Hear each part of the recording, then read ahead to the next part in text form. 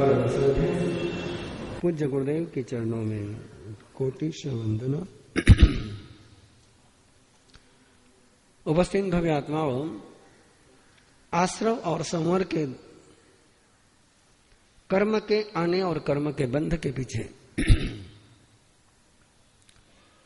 जो प्रक्रिया चलती है, उस प्रक्रिया के मूल आधार कोई है तो है आश्रव। निर्जरा, मोक्ष, संक्रमण, उद्वर्तन, अपवर्तन, रसघात, स्थिति घात का मूल आधार कोई है तो संवर। जब तक संवर नहीं होगा तब तक संक्रमण भी सही तरीके से नहीं कर पाएंगे। जब तक संवर नहीं होगा तब तक किसी भी प्रकार का स्थिति घात भी सही तरीके से नहीं कर पाएंगे। हो भी गया ऐसा लगा भी तो केवल टेम्पररी होगा, परमानेंट नहीं होगा। संवर के बाद जब निर्जरा की प्रक्रिया चलती है, संवर के साथ जब निर्जरा का पुरुषार्थ होता है तो निर्जरा शाश्वत बनती है। आश्रव के 3 द्वारों की चर्चा मिथ्यात्व, अविरति, प्रमाद। संवर के 3 मार्ग सम्यत्व, विरति और अप्रमाद। प्रत्याख्यान की भूमिका में जल्दी से जल्दी पहुंचिए। पचखान लेने की मानसिक तैयारी है नहीं, प्रैक्टिकल पचखान ले लीजिए। जो आप नहीं करते, जो करने की आपकी भावना नहीं, उसके पचखान लेने में आपको कोई जोर नहीं लगना चाहिए। अप्रमाद और प्रमाद, धर्म क्रिया केवल करो मत, उत्साह पूर्वक करो, उमंग पूर्वक करो, उल्लास पूर्वक करो। शिथिलता से मत करो, उपेक्षा के भाव से मत करो, अनादर के दृष्टि से मत करो, पूर्ण बहुमान के साथ करो। इस बात की अनुभूति के साथ करो कि प्रत्याख्यान के कारण से मेरा मन, मेरा वचन, मेरी काया, मेरा समय, मेरी इंद्रिया, मेरा शरीर सब तीर्थ बनते हैं। अपने ही मन, वचन, काया को, अपने ही इंद्रियों को तीर्थ बनाने की कोई प्रक्रिया है तो वो प्रक्रिया शुरू हो गई कल से पचखान के साथ। प्रत्याख्यान लेना ये तीर्थ का मंदिर बनाने का फाउंडेशन है। और आज उस तीर्थ की दीवार और तीर्थ के शिखर, इन दोनों की बात एक साथ चलेगी। कषाय और अकषाय।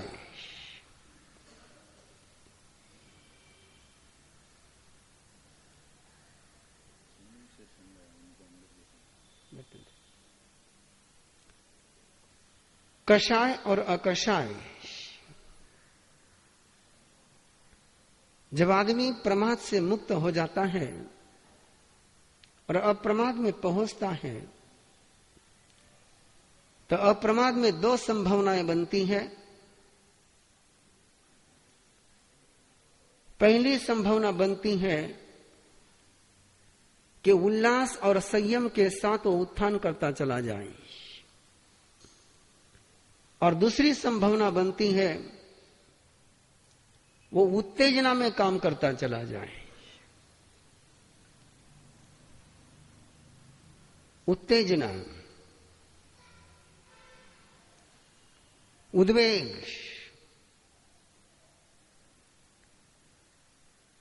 कि उत्तेजना में भी शैथिल्य नहीं होता है और उत्साह में भी शैथिल्य नहीं होता है। अंदर में की उत्तेजना आ जाए तब भी आदमी में पराक्रम का जागरण होता है, और आदमी में उत्साह आ जाए तब भी पराक्रम का जागरण होता है। उत्तेजना जहर को आमंत्रित करती है और उत्साह अमृत को आमंत्रित करता है।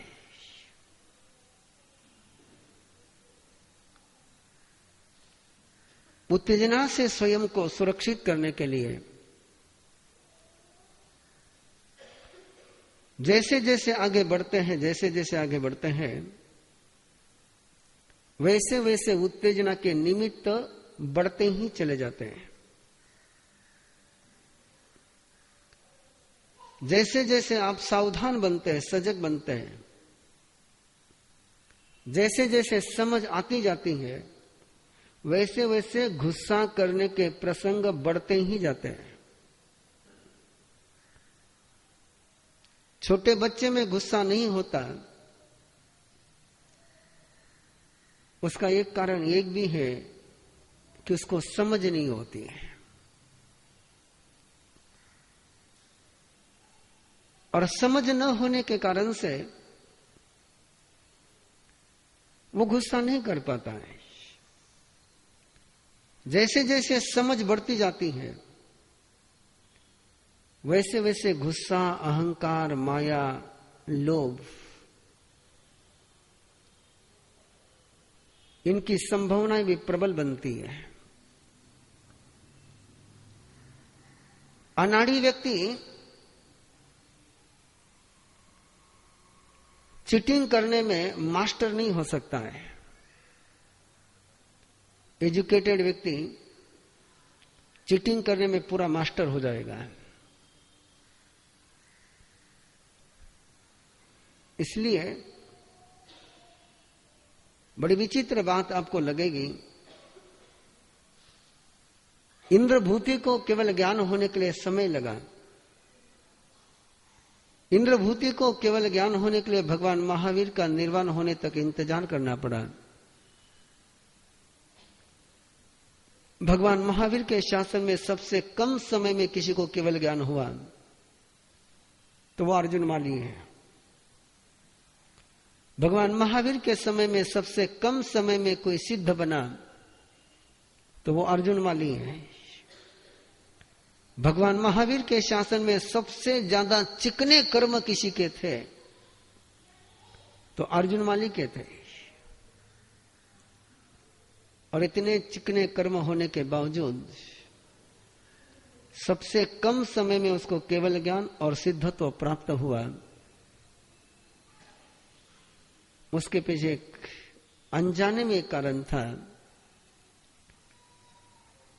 कि उसके दिमाग में कचरा कम भरा हुआ था। उसके दिमाग में नॉलेज कम था, जानकारियां बहुत कम थी जानकारी। साधना के मार्ग की भी जानकारी उसके पास कम थी। आगमकार तो बहुत स्पष्ट शब्दों में कहते हैं कि उसने ना दशवेकालिक का अध्ययन किया, न आचारांग सूत्र का अध्ययन किया। उसने तो केवल 8 प्रवचन माता का ज्ञान किया। ना उसको 25 बोल का थोकड़ा आता था, ना उसको 67 बोल पता थे। उसने तो केवल 5 समिति और 3 गुप्ती की इंफॉर्मेशन भी प्राप्त करी, आचार संहिता भी प्राप्त करी, और उसी में उसको केवल ज्ञान हो गया। आप देखोगे कि जितने लोग जानकार हो जाते हैं उतने झगड़े ज्यादा करते हैं। हमारे गुरुदेव आचार्य भगवान का तो बहुत प्रसिद्ध वाक्य है कि समाज को बिगाड़े धनवान और धर्म को बिगाड़े विद्वान। समाज में गलत परंपराएं निर्माण करने का ठेका किसी ने ले रखा हो तो वो धनवानों ने। समाज के सुधार में बाधक कोई है, मिडिल क्लास तो परिवर्तन के लिए, सुधार के लिए रात दिन सपने देखता है, लेकिन सबसे बड़ा अवरोध किसी का होता है तो किनका होता है? धनवानों का। सामान्य जनता तो संवत्सरी किसी भी दिन करने के लिए तैयार है। चौथ की करो, पंचमी करो, छठ को करो, तीज को करो, उसको कोई फर्क नहीं पड़ता है। झगड़ा कौन करता है? जिसको आगम के ज्यादा अर्थ पता है। इसलिए प्रमाद जाने के बाद कषाय की संभावनाएं बढ़ती जाती हैं। अप्रमाद की स्थिति में पहुंचने के बाद आग भी जल सकती है और ज्योति भी जल सकती है, बर्बादी भी हो सकती है और आबादी भी हो सकती है। आदमी तारक भी बन सकता है और आदमी मारक भी बन सकता है। आलसी आदमी ना धर्म करता है ना गुस्सा कर पाता है। वो तो सोचता है कि ठीक है, जान दे, क्या करना, झंझट करके छोड़ दे। इसलिए अप्रमाद के बाद चौथा जो आश्रव का दरवाजा है वो कौन सा है? कषाय।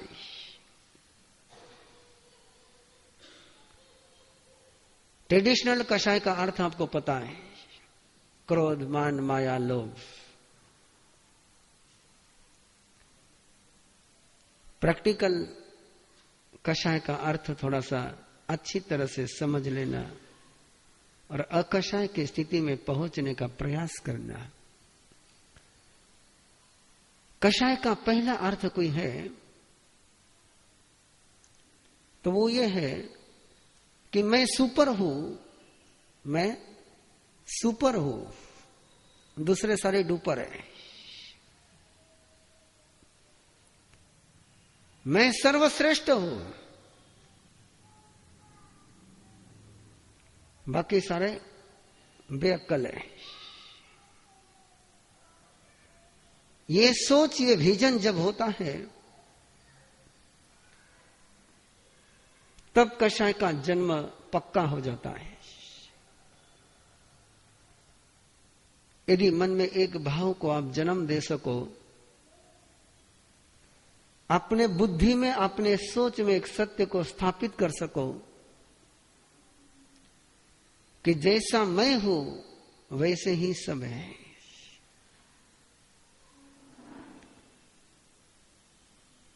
जैसी श्रद्धा मेरे में है वैसी श्रद्धा दूसरों में भी है। जैसे आत्मा का अस्तित्व मेरे में है वैसा ही आत्मा का अस्तित्व दूसरे में भी है। और सभी की आत्मा परमात्मा स्वरूप है।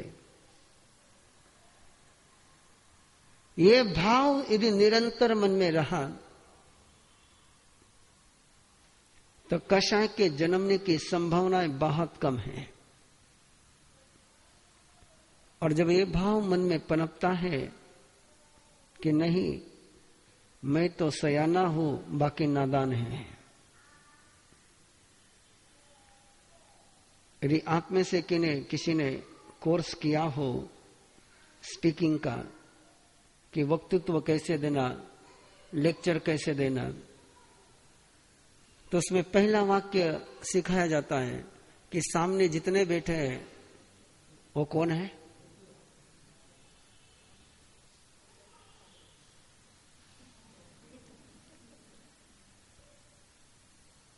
लेकिन मैं वो सोच लेकर के कभी नहीं बैठता। वो सोच लेकर के बैठने के लिए मैं कभी नहीं कहता कि वो सोच बहुत खतरनाक है, वो सोच बहुत गलत है कि सामने सारे मूर्ख बैठे हैं तो मूर्ख की सभा में बोलने वाला महामूर्ख है। मूर्ख की सभा में जाकर कौन बोलेगा? सयाना तो बोलेगा ही नहीं वहां पर। तो जिस समय यह कहा जाता है कि तुम्हारे सामने जो बैठे वो सारे मूर्ख हैं, तो मूर्ख के सामने बोलने वाला कोई सयाना तो हो नहीं सकता है। लेकिन दूसरा एक सोच रखा, दूसरा एक दृष्टिकोण रखा कि मेरे सामने जो बैठे हैं वो सारे मेरे भगवान हैं। भगवान से मुझे डरने की जरूरत नहीं है। भगवान की मुझे भक्ति करनी है, भगवान के मुझे गीत गाने, भगवान के साथ मुझे बात करनी है, और मैं इसी भावना के साथ यहां बैठता हूं। आपको लगता होगा कि मैं ऊंचे पट्टे पर बैठता हूं, लेकिन मेरे दिल में ऊंचा स्थान आपका ही है।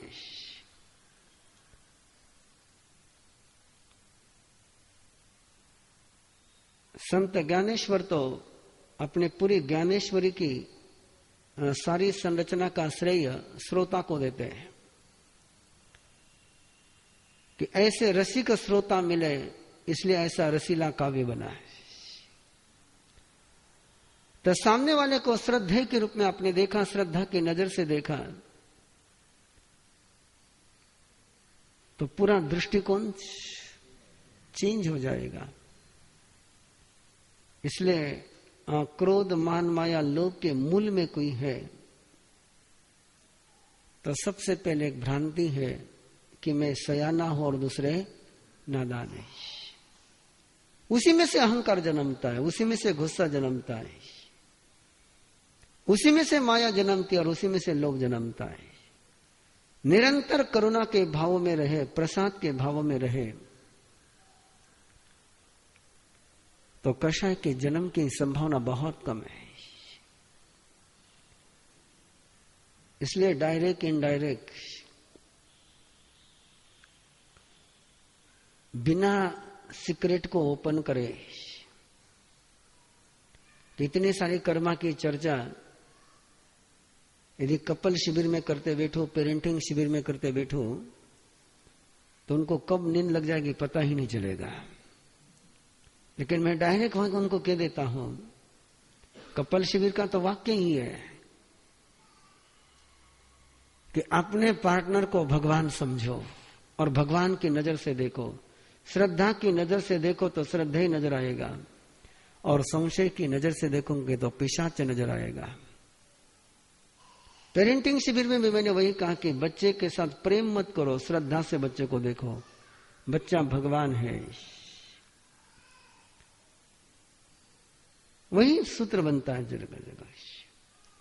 और उसी अभोभाव के साथ आप रहोगे तो जिस क्रोध मान माया लोभ से झगड़ने के लिए, मुक्ति पाने के लिए पसीना छूटता है, और इतने प्रयास करने के बावजूद भी गुस्सा तो आता ही आता है। जरा एक प्रयोग करके देखना, एक सोच बना करके देखना कि जिसके साथ मैं बात कर रहा हूं वो कौन है? भगवान है। मैं भी कौन हूं? भगवान हूं। और जिसके साथ बात कर रहा हूं वो भी कौन है? भगवान है। और भगवान को गुस्सा करने की परमिशन है, भगवान पर गुस्सा करने की परमिशन है, भगवान को भी गुस्सा करने की परमिशन नहीं, और भगवान पर भी गुस्सा करने की परमिशन नहीं। बिल्कुल सिंपल सा उपाय बता दिया आपको। मिथ्यात्व पाप की भूमि है, अविरति उस भूमि को गिल्ला करने वाला पानी है। प्रमाद पाप का बीज बोने के लिए जमीन को तैयार करता है, अकषाय बीज बोने की सारी तैयारी करता है, और अशुभ योग बीज बोता है। बीज कौन बोता है? अशुभ योग। जो पांचवा आश्रव है और पांचवा संवर है शुभ योग। अशुभ मन वचन काया ये बीज बोने का काम करते हैं, बीज बनते हैं।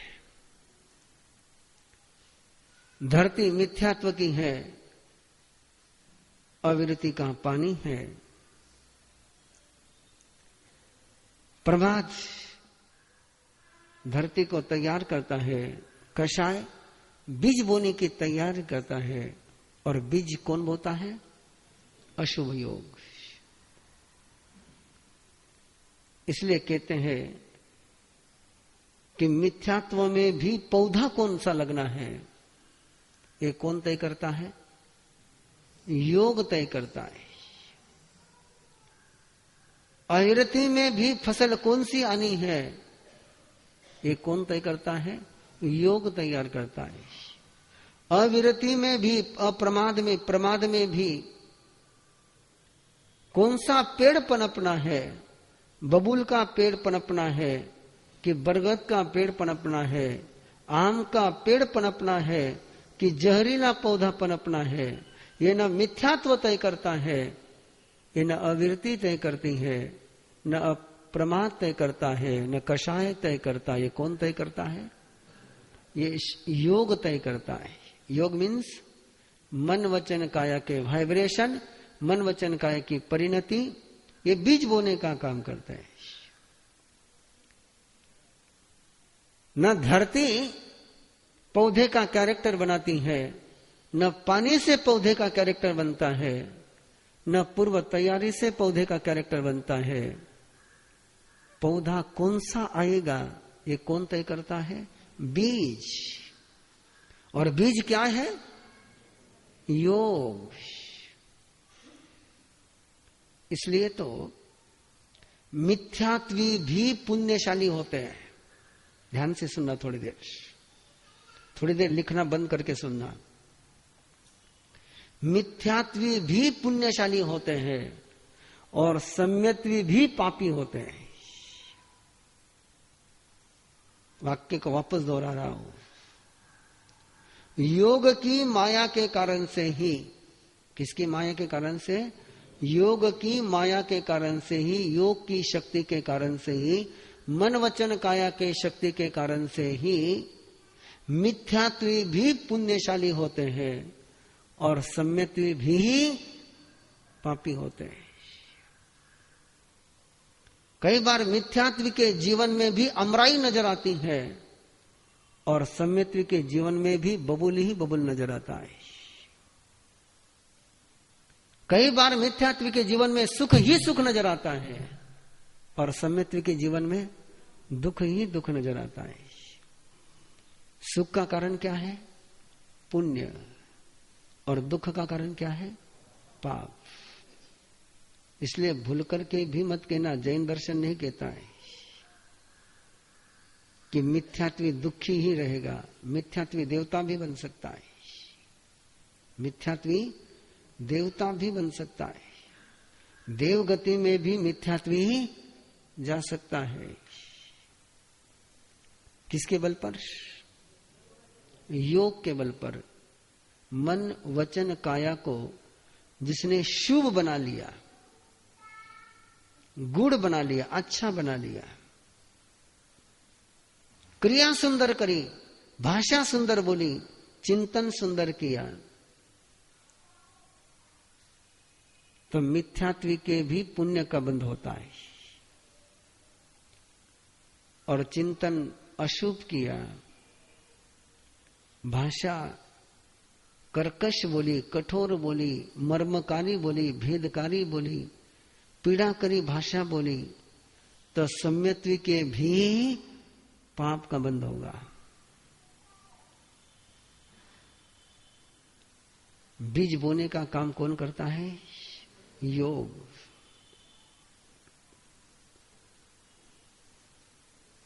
इसलिए मिथ्यात्व को भी सुखी होना हो तो क्या करना पड़ेगा? शुभ योग, शुभ मन, शुभ वचन और शुभ काया। सम्यत्वी को भी सुखी होना हो तो क्या करना पड़ेगा? शुभ मन, शुभ वचन और शुभ काया। आवश्यक नहीं है कि कषाय से मुक्त हो गए तो काया शुभ रहेगी, जरूरी नहीं है। कषाय से मुक्त होने के बाद भी मन में पाप का चिंतन चल सकता है। कषाय से मुक्त होने के बाद भी जुबान से गलत शब्द निकल सकता है। उदाहरण से जल्दी बात ध्यान में आ जाएगी। इंद्रभूति गौतम के कषाय कितने पतले थे, बिल्कुल पतले कषाय थे। प्रमाद भी बहुत कम था, लेकिन आनंद श्रावक के लिए मुंह से शब्द निकल ही गया है। आनंद श्रावक के दिल को चुभाने वाला शब्द निकल ही गया है। यदि इंद्रभूति गौतम के मुंह से शब्द निकल सकता है तो आपकी और मेरी स्थिति क्या रहेगी?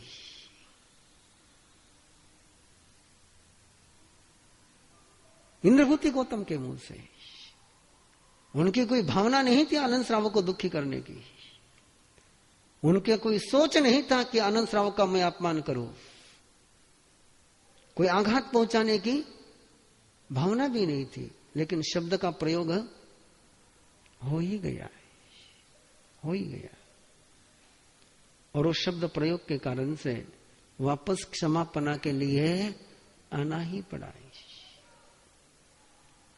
कि अशुभ योग, अशुभ मन, अशुभ वचन और अशुभ क्रिया, ये निरंतर बीज जहर के बोते हैं। और शुभ मन, शुभ वचन, शुभ काया, ये निरंतर किसके बीज बोते हैं? बीज बोने का काम किसके हाथ में है? योग के हाथ में है। शायद मिथ्यात्व आपको समझ में नहीं आए, शायद संभावना है कि विरति अविरति की चर्चा भी आपके दिमाग के ऊपर से निकल जाए। प्रमाद अप्रमाद के बाद भी कुछ समझ पाए, कुछ नहीं समझ पाए। कषाय से पल्ला छोड़ना भी आपको लगता है कि कैसे होगा, उपाय बता दिया मैंने। लेकिन योग की बात तो हर व्यक्ति के हाथ में है। योग के लिए आप नहीं कह सकते हो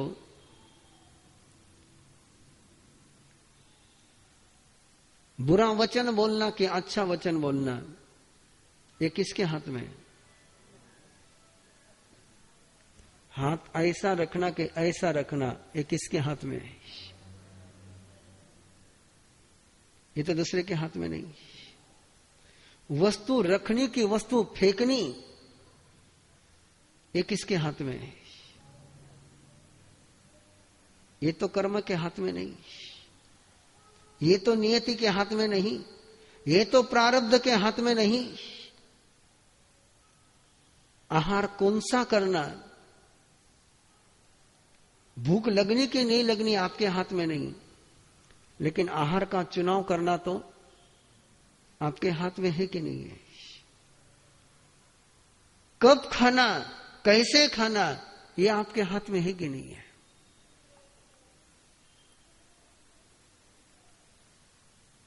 शरीर को झुकाया हुआ रखना कि शरीर को अकड़ा हुआ रखना, ये आपके हाथ में है कि नहीं है। जोर से बोलना कि धीरे बोलना, ये आपके हाथ में है कि नहीं।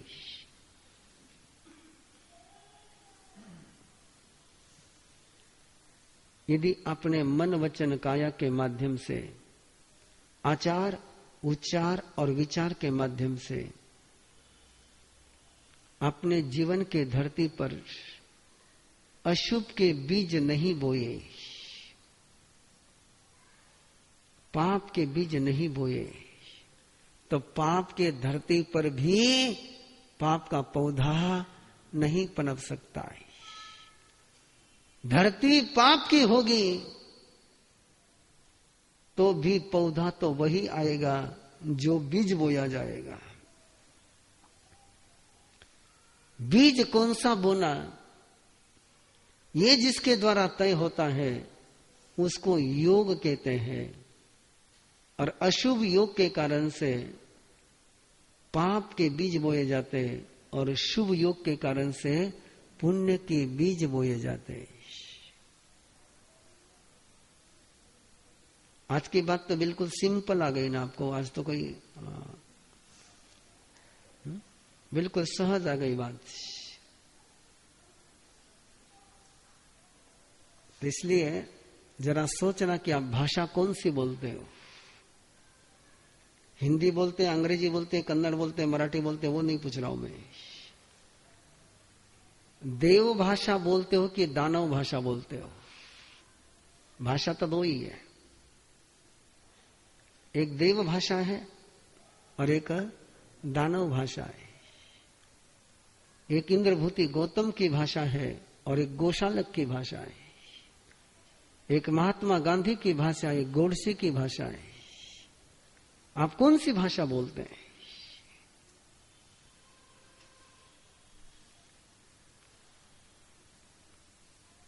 यदि भाषा को भी आपने संस्कारित किया तो बीज कौन से बोए जाएंगे? अब ध्यान में आया क्या आपके कि मिथ्यात्व भी पुण्यशाली होता है और सम्यत्व भी पापी होता है। इसलिए ये जो सवाल आप पूछते रहते ना कि महाराज साहब वो इतना धर्म करता फिर दुख क्यों पाता है? अब धर्म तो करता है लेकिन मन वचन काया में शुभ योग चल रहा कि अशुभ योग चल रहा, ये किसने देखा है? तपस्या तो कर रहा है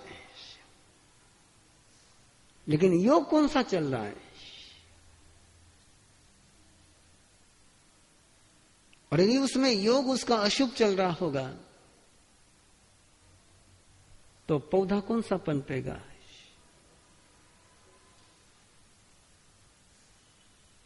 इसलिए मन को, वचन को और काया को ऐसी ट्रेनिंग दो। आत्मा को ट्रेनिंग नहीं दी जा सकती है लेकिन मन को, वचन को और काया को ट्रेनिंग दी जा सकती है। सारे ट्रेनिंग से चलते हैं। मन को भी ट्रेनिंग, बिना ट्रेनिंग का मन भी नहीं चलता है। आपको बोलना ट्रेनिंग के बाद आया कि बिना ट्रेनिंग का आया है? बोलने की क्या दी गई आपको? ट्रेनिंग दी गई। आपने चलना ट्रेनिंग से सीखा कि बिना ट्रेनिंग के सीखा है? देखना आदमी का जीवन। अरे भाई, ए भैया, ए भैया, ए भैया, रहने देना, एक 5 मिनट सवाल है, छोड़ दे।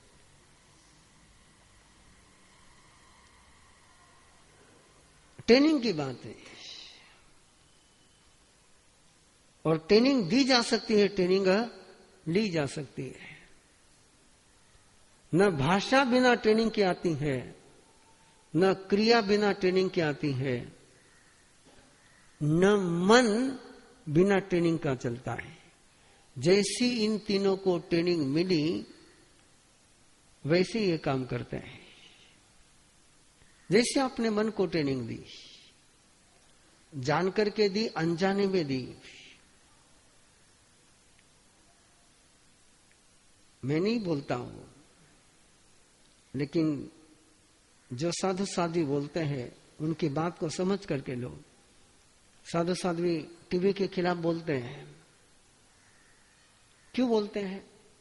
कि टीवी के कारण से आपको मन को ट्रेनिंग मिलती है। टीवी क्या करती है? आपको लगता है कि वो मनोरंजन कर रहा है लेकिन टीवी के माध्यम से आपके मन को अनजाने में ट्रेनिंग मिलती है। पता ही नहीं चलता आपको कि कब ट्रेनिंग मिली है। सबसे ज्यादा ट्रेनिंग यदि किसी के माध्यम से मिल सकती है तो वो कल्चर के माध्यम से, संस्कृति के माध्यम से, कला के माध्यम से, आर्ट के माध्यम से, नृत्य के माध्यम से, गीत के माध्यम से, ड्रामा के माध्यम से जितनी ट्रेनिंग मिल सकती है उतनी ट्रेनिंग बखान से कभी नहीं मिल सकती है। ये सारे किसके सूत्र हैं? इसलिए सोचना कि भगवान ऋषभदेव ने दीक्षा लेने के पहले राजकुमार अवस्था में 64 और 72 कलाएं सिखाई, कला सिखाई। नृत्य कला भी सिखाई, संगीत कला भी सिखाई। इन सबको कला का मीनिंग क्या है? सौंदर्य, ब्यूटीफुल। नृत्य का अर्थ क्या है? एक अंग रचना का सुंदर प्रारूप। गीत का अर्थ क्या है? कि कितना सुंदर हो सकता है। मन वचन काया का सुंदर से सुंदरतम रूप जिसके माध्यम से व्यक्त होता है उसको कला कहते हैं। और जो सुंदर होता है वो मन को मोहित करता है, जो सुंदर होता है वो मन को लुब्ध करता है। पाप भी सुंदर रूप में आ सकता है और पुण्य भी सुंदर रूप में आ सकता है। पाप यदि अपने ओरिजिनल रूप में आ जाए तो कोई पाप नहीं कर सकेगा। पाप कैसा आता है? बिल्कुल सुंदर रूप में आता है। इसलिए आप देखो, दूध को सजाने की आवश्यकता नहीं है। दूध को सजाने की आवश्यकता है क्या? है नहीं। सजाना किसको पड़ता है? तंबाकू को सजाना पड़ता है, शराब को। कि जो ओरिजिनल सुंदर नहीं है उनको सजाना पड़ता है, जो ओरिजिनल सुंदर है उनको सजाना नहीं पड़ता है। और जो सुंदर होता है वो मन को आकर्षित करता है। एक वाक्य दिमाग में घुसते ही रहता है, घुसते ही रहता है, घुसते रहता है। ऊंचे लोगों की ऊंची पसंद, ऊंचे लोगों की ऊंची पसंद। और फिर ऊंचे लोग बनने के लिए वो पाउच मुंह में जाते ही रहता है। अब ऊंचे लोगों की ऊंची पसंद है कि क्या है पता नहीं, लेकिन वाक्य चला गया दिमाग में, दिमाग में चला गया वो वाक्य। आप सारे जितने भी आपके विज्ञापन के वाक्य जरा आंखों के सामने ले आओ तो आपको पता चलेगा कि उनकी कैच लाइन कितनी परफेक्ट होती है, सत्य से कितनी दूर होती है, लेकिन मन को कैसे कैच कर लेती है। जितने सुंदर रूप में पाप को रखा जा सकता है उतने सुंदर रूप में कई धर्मों को आपने प्रस्तुत किया तो। लेकिन धर्म के क्षेत्र के लोगों की तो एक सोच रहती है कि धर्म के प्रचार की आवश्यकता क्या है? क्या फिर पाप के प्रचार की आवश्यकता है क्या? आवश्यकता किसके प्रचार की है? जब पाप का विज्ञापन होता है तो धर्म का विज्ञापन क्यों नहीं होना चाहिए? जब जहर का विज्ञापन होता हो तो अमृत का विज्ञापन क्यों नहीं होना चाहिए? ध्यान में रखना, जो जानकार है उनको बात समझ में आ जाएगी जल्दी से कि तीर्थंकर और सामान्य केवली, तीर्थंकर और सामान्य केवली दोनों का ही चरित्र कैसा होता है? समान होता है। दोनों का चरित्र एक समान होता है, दोनों का ज्ञान एक समान होता है। अंतर किसमें है?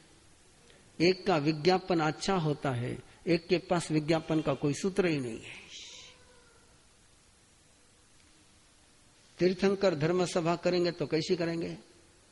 समोशरण के साथ करेंगे, पैकिंग के साथ करेंगे। अब समोशरण होगा तो सुनने वाला तो यूं ही चला जाएगा, और सामान्य केवली के साथ कोई समोशरण नहीं होता है। तीर्थंकर का प्रवचन होना है तो देवता बाजे बजाते हैं, और सामान्य केवली के प्रवचन में कौन बाजा बजाने वाला है? तीर्थंकर का प्रवचन होता है तो देवता आने वाले के रास्ते में फूल बिछाते हैं, अब सामान्य केवली के वहां कौन आना है? अंतर किसमें है? ज्ञान में अंतर है, श्रद्धा में अंतर है, चरित्र अंतर है, या विज्ञापन में अंतर है? और तीर्थंकर में से विज्ञापन निकाल दो भला सब, क्या होगा? धर्म की प्रभावना हो पाएगी क्या?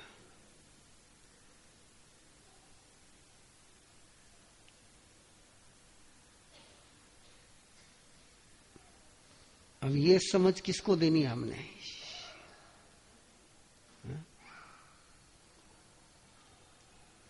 अब उसको आप आडंबर भी कह सकते हो, और उसको आप विज्ञापन भी कह सकते हो। आपको याद होगा 1-1.5 महीने पहले टाइम्स ऑफ इंडिया में एक कार की एड आई थी। कार फुल पेज, और पेपर भी कैसा था, बिल्कुल सिल्वर कार्ड। अब पूरे कर्नाटक में उस कार को खरीदने वाले लोग कितने होंगे? पूरे कर्नाटक में कितने निकलेंगे?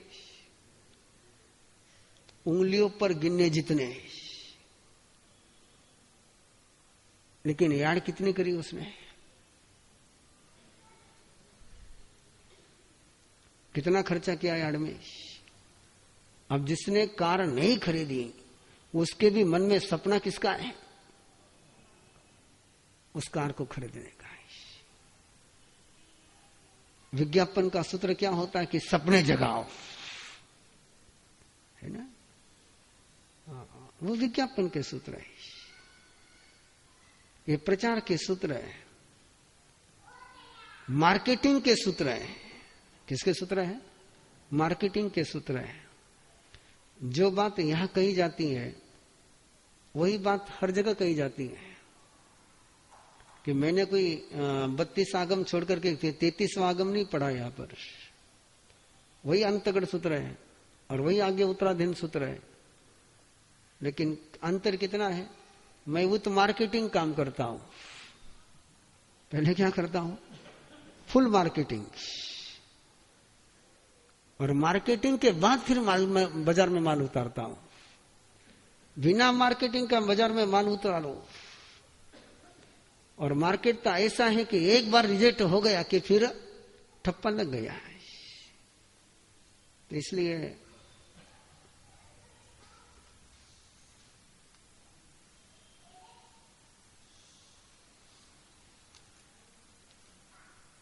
इसलिए शुभ योग आपके हाथ में है। इसकी जिम्मेदारी किसी नियति पर नहीं, किसी प्रारब्ध पर नहीं, किसी भाग्य पर नहीं। इसलिए परिवार की अहमियत है, इसलिए संघ की मौलिकता है कि इंसान को ट्रेनिंग देने का काम कौन करता है? परिवार और संघ है। दुर्भाग्य इस सदी का, इस समय का यदि दुर्भाग्य कोई है तो जो परमानेंट ट्रेनिंग सेंटर थे वे बिल्कुल बंद पड़ गए हैं। न फैमिली में ट्रेनिंग सेंटर रहा है, न संघ में ट्रेनिंग सेंटर रहा है। मां बाप का काम था ट्रेनिंग देना, और मां बाप भी क्या करने लगे? अब लेक्चर देने लग गए। गुरु का काम क्या था? ट्रेनिंग देना, और गुरु भी किस में लग गए? लेक्चर देने में लग गए। लेक्चर से कोई ट्रेनिंग मिलती है क्या? ट्रेनिंग तो बहुत अलग स्थिति है। ट्रेनिंग के लिए प्रैक्टिस कराते, ट्रेनिंग के लिए हाथ पकड़ करके चलाते, तब ट्रेनिंग आती है। तो उस ट्रेनिंग का सूत्र है और आवश्यकता है ट्रेनिंग सेंटर की। और वो ट्रेनिंग जितनी परफेक्ट होगी उतना ही काम परफेक्ट होगा। तो अपने मन को ट्रेन करिए, अपने वचन को ट्रेन करिए कि परिस्थिति चाहे जैसी आ जाए मुंह से अशुभ शब्द नहीं निकले। ओसवाल घर की एक पहचान हुआ करती थी कि ओसवाल की भाषा कैसी होती थी? ऊंची भाषा होती थी। ओसवाल के मुंह से ओछा शब्द आज कौन कह सकता है छाती पर हाथ रख करके?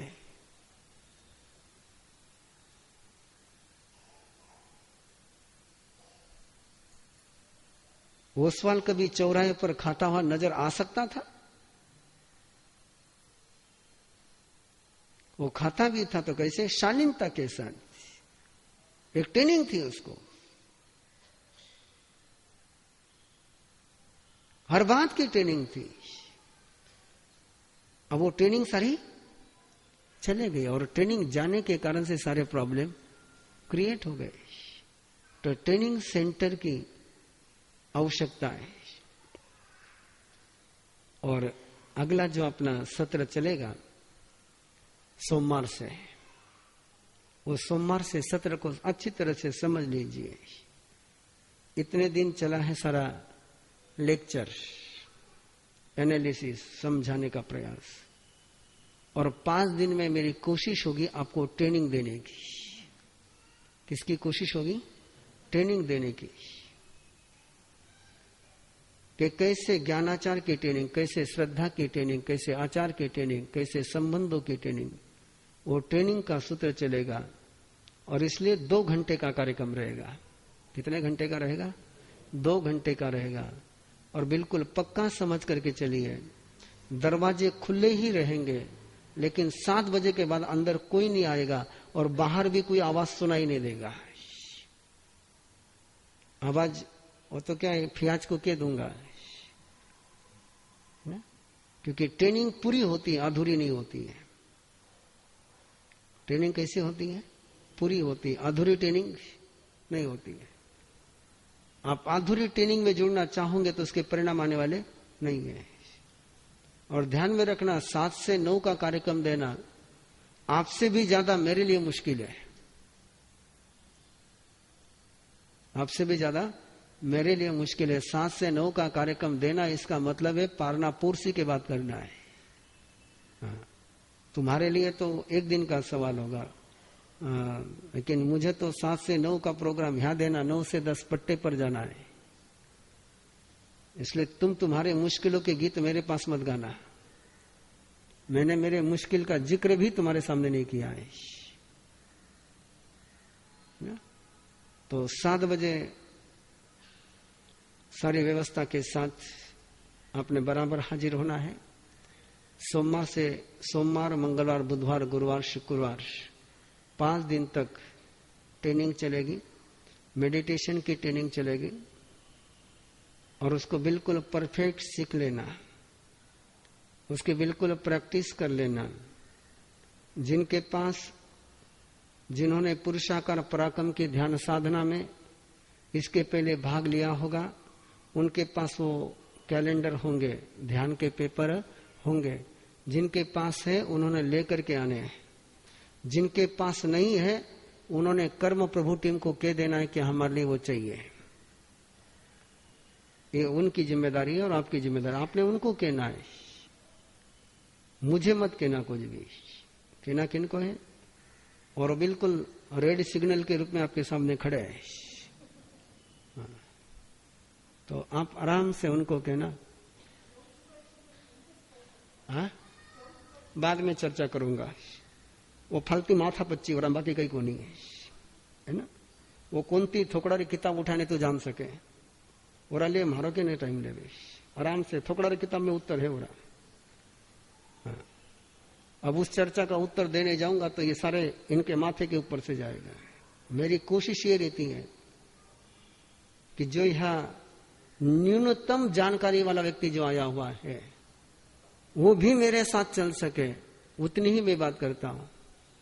यदि एमए के स्टूडेंट के दृष्टि से बोलने लग जाऊंगा तो सारे कल भाग जाएंगे यहां से। इसलिए मैं ज्यादा उसमें नहीं जाता हूं। तो सोमवार से क्लास शुरू होगा और 2 सूचनाएं कल आपको दी गई थी।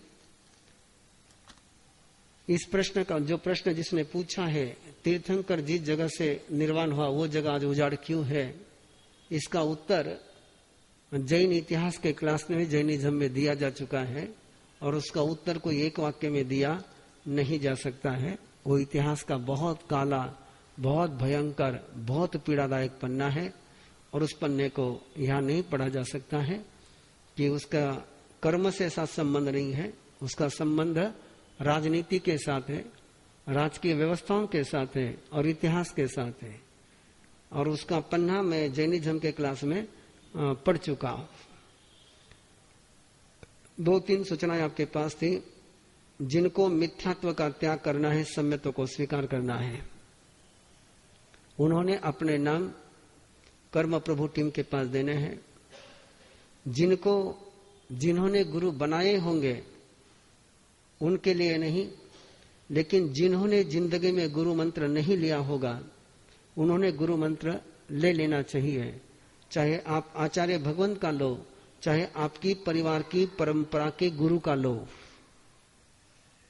मेरा आग्रह नहीं कि आप आचार्य भगवंत का गुरु मंत्र लो, मेरा आग्रह नहीं है, बिल्कुल आग्रह नहीं मेरा। लेकिन परिवार के जो भी बुजुर्ग लोग हैं, उन्होंने इस बात का पक्का ध्यान रखना चाहिए कि आने वाले जनरेशन को गुरु धारणा दिलानी चाहिए। आप अपने परंपरा के परिवार के जो गुरु हैं उनकी गुरु धारणा करना हो, मुझे कोई आपत्ति नहीं, लेकिन बिना गुरु धारणा का जिंदगी में रहना मत। जिनको आचार्य भगवंत की गुरु मंत्र लेना है, उन्होंने अपने नाम टीम के पास देने हैं। दोनों ही कार्यक्रम डिक्लेयर होंगे। समय आपके नाम आने के बाद समय तय हो जाएगा। मिथ्यात्व का त्याग, सम्यत्व का ग्रहण, उसका भी कार्यक्रम होगा। गुरु धारणा का भी कार्यक्रम होगा। गुरु धारणा के विषय में 2 स्पष्ट सूचनाएं हैं। जिन्होंने पहले गुरु धारणा ली है, उन्होंने गुरु धारणा लेनी नहीं है।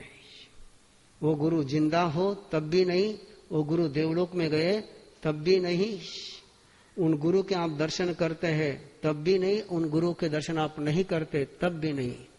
एक बार जिसको गुरु बनाया वो नाम चेंज करना नहीं। जो भी होंगे, वो जैसे भी होंगे, गुरु पर आपको प्रश्न उठाने का अधिकार नहीं है। वो जैसे भी है आपके गुरु है। पिता शराबी भी हुआ तो भी आपका पिता ही है। वो शराबी होने के कारण से सदाचारी नहीं होगा, लेकिन बाप तो होगा ही होगा।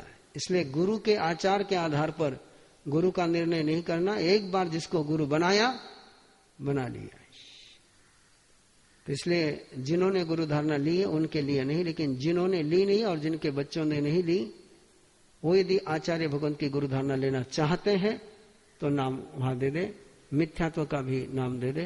सोमवार से क्लास शुरू होगा। बाकी मंगल पाठ।